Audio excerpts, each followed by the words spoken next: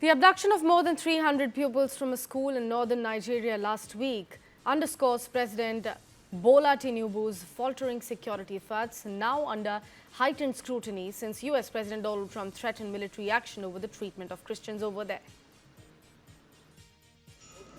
Mass kidnappings from schools and churches are plaguing some Nigerian states, exposing security struggles for the president.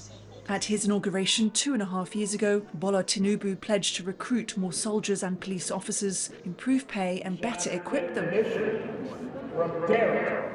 But last week, gunmen kidnapped more than 300 pupils from a school in Niger State, one of the country's worst mass abductions. Even though families had long called on security forces to protect their children and had recruited their own unarmed volunteer guards. Armed gangs routinely kidnap school children for ransom in remote places like Pipiri village, which is 4 miles from the nearest police outpost. It was the third mass abduction in northern Nigeria in the space of a few days, with another at a school and a church. On Sunday, Tinubu instructed the police to redeploy tens of thousands of officers assigned to VIPs to focus on core duties like protecting ordinary people. Agora Policy, a Nigerian think tank that has long called for police reform, says at least 100,000 officers are currently assigned to protecting VIPs and politicians.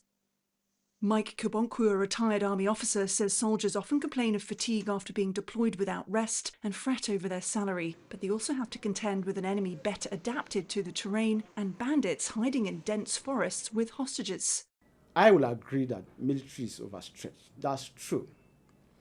And not to the extent that it's a reason for inability to deal with the insecurity, especially the fight against insurgency.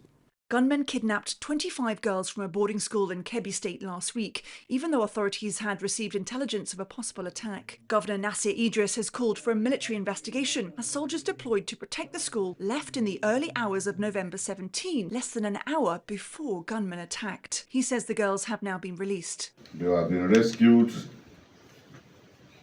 and all of them are in good health. A few days earlier, a Nigerian brigadier general was captured and killed by the militant group known as Islamic State West Africa Province in Borno State in the northeast. Even though he had escaped and was in contact with his base, leading to suspicions his locations may have been leaked, according to 2 army sources. The military did not respond to Reuters' questions about the 2 incidents.